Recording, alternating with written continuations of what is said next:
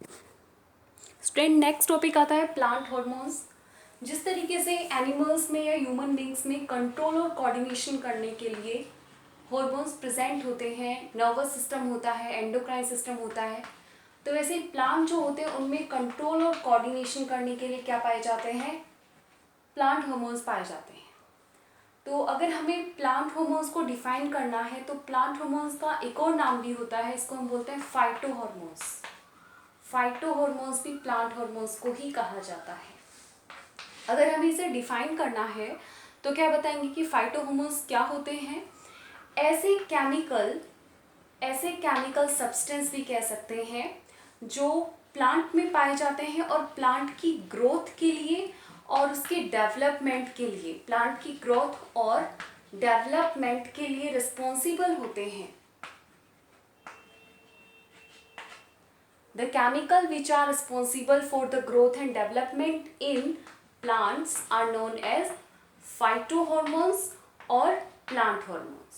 Okay, easy से definition है। Plant में पाए जाने वाले वो केमिकल जो प्लांट के बढ़ने के लिए, प्लांट के विकास के लिए, उसकी वृद्धि के लिए जरूरी होते हैं, रिस्पॉन्सिबल होते हैं, उन्हीं को हम बोलते हैं प्लांट हॉर्मोन्स। अभी जो प्लांट हॉर्मोन्स होते हैं इसके अपने सिलेबस में 4-5 टाइप्स हैं, उनको हम पढ़ेंगे। Let's have a look. Plants hormones are of different types. There is one of them, auxin hormone. One is auxin, another is gibberellin hormone. Third one is cytokinin hormone, and abscisic acid।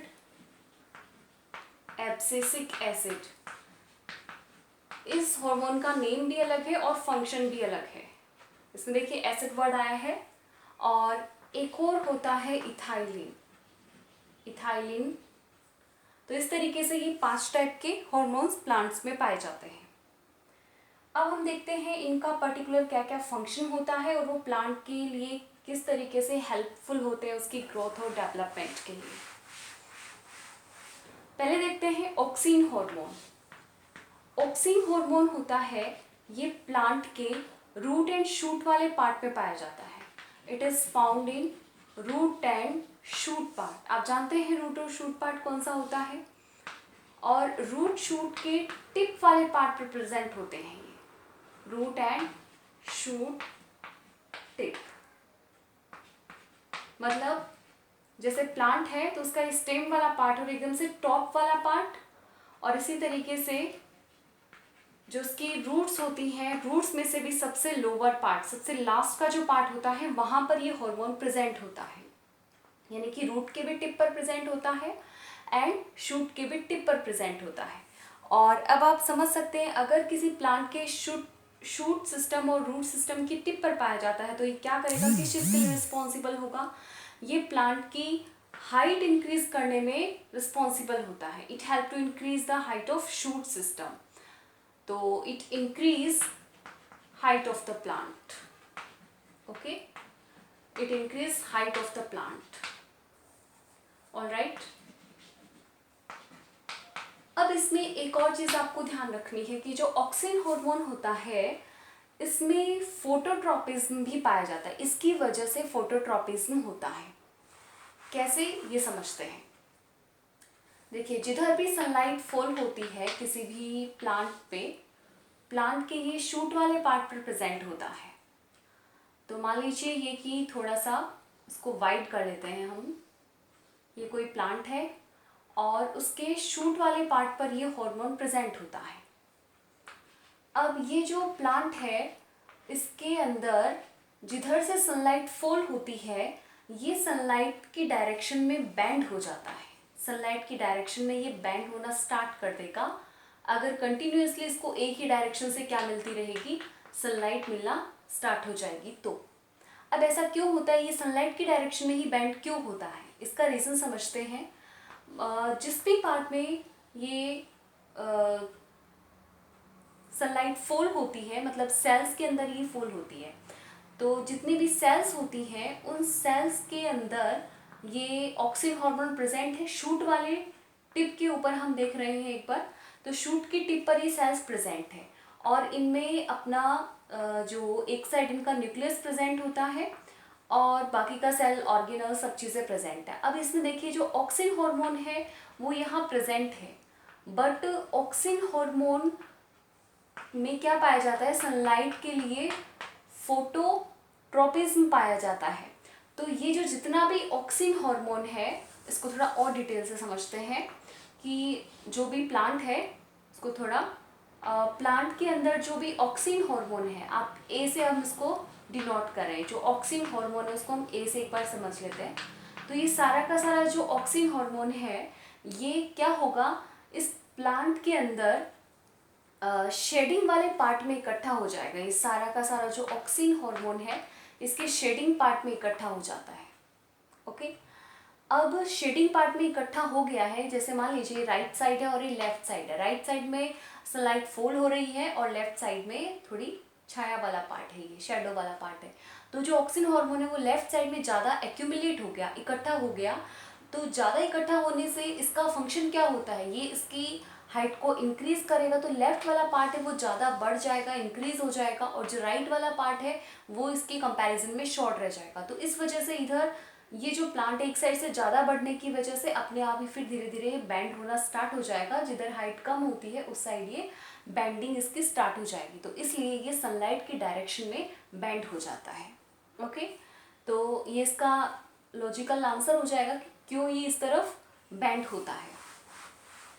दूसरा देखते हैं, ये तो auxin hormone हो गया, सीधा सा है कि ये प्लांट की हाइट बढ़ाने में, लेंथ बढ़ाने में रिस्पॉन्सिबल होता है। ये रूट और शूट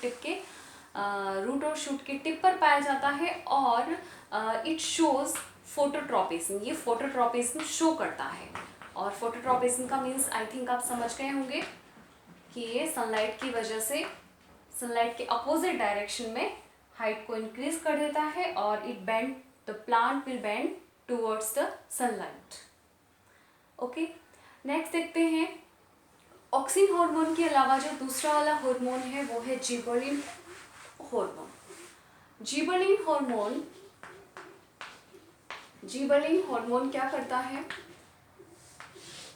ये हार्मोन किसके लिए रिस्पॉन्सिबल है, ये प्लांट के शूट के इलांगेशन के लिए रिस्पॉन्सिबल है। शूट की बजाय हम यूज करेंगे स्टेम वर्ड।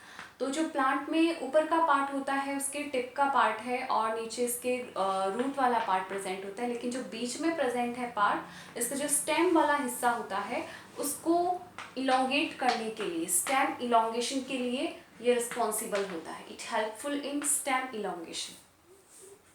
ओके, और ये जो जिबरेलिन हार्मोन होता है इसका एक और फंक्शन भी है, ये प्लांट के अंदर जो फ्रूट्स होते हैं, फ्रूट्स को भी इलोंगेट करने में भी हेल्प करता है। फ्रूट इलोंगेशन में भी ये हेल्प करता है, as well as stem elongation में भी हेल्प करता है। फ्रूट इलोंगेशन में जैसे कि पहले मैंगो का फ्रूट होता है, छोटी सी साइज का होता है, बट धीरे धीरे वो इंक्रीज होना स्टार्ट कर देता है क्योंकि उसके अंदर ये वाला जो हार्मोन है, जिबरेलिन हार्मोन है, वो एक्यूमुलेट होना स्टार्ट कर देता है, इसलिए फ्रूट की जो साइज होती है वो बड़ी हो जाती है। इसी तरीके से इसका एक और फंक्शन है, it maintain the it break the dormancy of the seed. It break the dormancy of seed. Dormancy का मीन्स क्या है कि प्लांट के अंदर जो सीड्स होते हैं, सीड होता है, तो सीड को जब हम किसी सॉइल के अंदर डाल देते हैं, उसको वाटर और सब चीज़ें प्रॉपरली मिलती है, तो उसमें से जर्मिनेशन होना स्टार्ट कर देता है, मतलब उसमें से नया प्लांट डेवलप होना स्टार्ट हो जाता है। तो हम इसको कह सकते हैं जर्मिनेशन के लिए ये रिस्पॉन्सिबल होता है। मतलब एक सीड से नया प्लांट निकालने के लिए क्या रिस्पॉन्सिबल है, ये जिबरेलिन हार्मोन इसके लिए रिस्पॉन्सिबल होता है। और एक्चुअल में ये जो नोड्स होती हैं प्लांट की, वहाँ पर भी पाया जाता है। तो ये स्टेम वाले पार्ट में प्रेजेंट होता है, स्टेम को इंक्रीज करने में हेल्पफुल होता है, ये फ्रूट के इलोंगेशन के लिए रिस्पॉन्सिबल है, और ये it break the dormancy of seed. ये सीड की डॉर्मेंसी ब्रेक करता है। ये वर्ड अगर आपको हार्ड लग रहा है तो आप कह सकते हो कि it helpful in germination, seed germination के लिए ये रिस्पॉन्सिबल होता है, ये सीड का जर्मिनेशन करवाता है और डोरमेंसी को ब्रेक करता है। डोरमेंसी का मतलब है कि सीड में से नया प्लांट नहीं निकल सकता, उसको तो हम कहेंगे कि डोरमेंसी मेंटेन करना, और अगर ब्रेक हो गई है डोरमेंसी मतलब उसमें से नया पौधा निकलना स्टार्ट हो जाएगा, तो मतलब उसका जर्मिनेशन स्टार्ट हो जाएगा। उसके लिए रिस्पॉन्सिबल कौन है? जिबरेलिन हार्मोन उसके लिए रिस्पॉन्सिबल होता है। थर्ड वन देखते हैं। जिबरेलिन के अलावा एक और हार्मोन प्रेजेंट है, उसको हम बोलते हैं साइटोकिनिन। साइटोकिनिन जो वर्ड है उसी से हम इसका फंक्शनिंग पता कर सकते हैं। साइटोकिनिन हार्मोन, साइटो का मीन्स होता है सेल और किनिन का मीन्स होता है डिवीजन। तो ये किसके लिए रिस्पॉन्सिबल है? ये सेल डिवीजन के लिए रिस्पॉन्सिबल होता है। तो इसका हम फंक्शन बता देंगे कि it is responsible for, this hormone is responsible for sale division. Okay, तो एक फंक्शन इसका हो गया ये कि सेल डिवाइड करने में हेल्पफुल होता है, इसी की वजह से फिर ब्रांचिंग डेवलप होती है। मतलब जितनी भी नई सेल्स बनती हैं, न्यू सेल्स, एक सेल से दो सेल्स और फिर दो सेल से फिर इनका फिर से फर्दर डिवीजन, 2 से फिर 4 हो जाएंगे। तो इस तरीके से सेल का जो डिवीजन होता है, सेल की जो प्लांट का जो ग्रोथ होता है उसके लिए ये रिस्पॉन्सिबल होता है। तो सीधा हम कह सकते हैं it is helpful in growth of plant. Okay, तो we can say cell differentiation के लिए, सेल डिवीजन के लिए ये रिस्पॉन्सिबल होता है। अनदर थिंग अगर हम देखें कि साइटोकिनिन हार्मोन होता है, ये स्टोमेटा आपने पढ़ा था 6 चैप्टर के अंदर। तो स्टोमेटा को ओपन और क्लोज करना, दो चीजें होती है, तो ये स्टोमेटा को क्या करता है? ओपन करने में हेल्प करता है। ये it help in opening of stomata, it help in opening of stomata, ये स्टोमेटा को ओपन करने में हेल्प करता है। और स्टोमेटा आप जानते हैं लीव्स के अंदर पाया जाता है, लीव्स के लोअर एपिडर्मिस पर पाया जाता है, जिसमें से ये गैसेस का एक्सचेंज करता है और वाटर का भी ट्रांसपिरेशन करने में हेल्प करता है। और एक और चीज़ है कि ये जो लीव्स होती हैं उनकी एजिंग को रोकता है, it stops the ageing of leaves. Ageing का मीन्स क्या है? जैसे लीफ होती हैं उनको ग्रीन रखने में हेल्प करता है, यानी कि ये लीव्स को येलो होने से बचाता है, या फिर कह सकते हैं कि प्लांट से अलग होने से रोकता है। ये प्लांट के अंदर लीव्स को अपने साथ अटैच किए रखने के लिए हेल्पफुल होता है। तो साइटोकिनिन हार्मोन है, इसकी वर्डिंग से इसका डेफिनेशन मतलब इसका फंक्शन याद रख सकते हैं कि सेल डिवीजन के लिए रिस्पॉन्सिबल है, ये सेल की ग्रोथ के लिए रिस्पॉन्सिबल होता है, एक सेल से दो सेल, यानी जितना भी प्लांट के अंदर ग्रोथ हो रहा है वो पूरा का पूरा साइटोकिनिन के ऊपर डिपेंड है। ये प्लांट के अंदर स्टोमेटा को ओपन करने में हेल्प करता है और लीव्स को गिरने से बचाता है, लीव्स की एजिंग को रोकता है, लीव्स को ग्रीन बनाए रखने में ये हेल्पफुल होता है। Which hormone? Cytokinin hormone. Okay, next देखते हैं एब्सिसिक एसिड। एब्सिसिक एसिड जो है ये सबसे अपोजिट वर्क करेगा, ये ग्रोथ इनहिबिटर होता है। बाकी सारे हार्मोन्स ग्रोथ को इंक्रीज करने में हेल्प करते हैं, बट ये वाला जो हार्मोन है एब्सिसिक एसिड जो होगा ये ग्रोथ को स्टॉप करता है, इसलिए इसको हम ग्रोथ इनहिबिटरी हार्मोन भी कहते हैं। एंड इसका शॉर्ट फॉर्म हो जाता है ABA।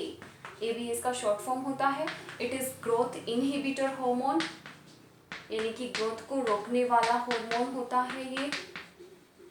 ठीक है, ग्रोथ इनहिबिटर है वो वाला। इससे पहले वाला आपने जो पढ़ा साइटोकिनिन, वो स्टोमेटा को क्या करता है? स्टोमेटा को वो ओपन करता है। तो ये क्या करेगा? It help in closing of stomata, ये स्टोमेटा को बंद करने में हेल्पफुल होता है। ओके, और स्टोमेटा को बंद करने के साथ साथ अब देखिए स्टोमेटा बंद हो जाएंगे लीव्स के, तो उसका जो ठीक तरीके से डेवलपमेंट है वो स्टॉप हो जाएगा और धीरे धीरे जो लीफ होती है वो बूढ़ा होना स्टार्ट हो जाएंगे, एक तरह से उनकी एजिंग स्टार्ट हो जाएगी। And it helpful in wilting of leaves, it is helpful for detachment of leaves and fruits के पकने के बाद उसको अपने ट्री से अलग करने का जो काम है वो इस एब्सिसिक एसिड का ही होता है। लीव्स को अपने प्लांट से अलग करने का काम भी किसका है? एब्सिसिक एसिड का ही होता है। So abscisic acid is helpful in stopping of growth और it is a growth inhibitor hormone. It helpful in closing of stomata, it is helpful in wilting of leaves and ripened fruits. जो पके हुए fruits होते हैं उनको अपने tree से, अपने प्लांट से अलग करने के लिए ये रिस्पॉन्सिबल है। Okay, so this is special one hormone. Next one is ethylene. Ethylene hormone is like a gas. It is a gas and it is helpful in ripening of fruit. Only one thing you have to remember in this: ethylene hormone help in ripening of the fruit. It help in ripening of fruits. It helpful in ripening of fruits.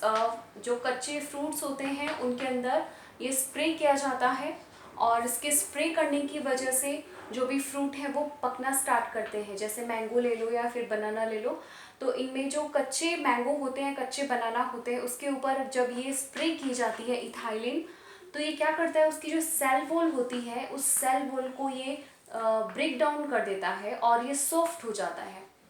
जो भी fruit है वो soft हो जाएगा.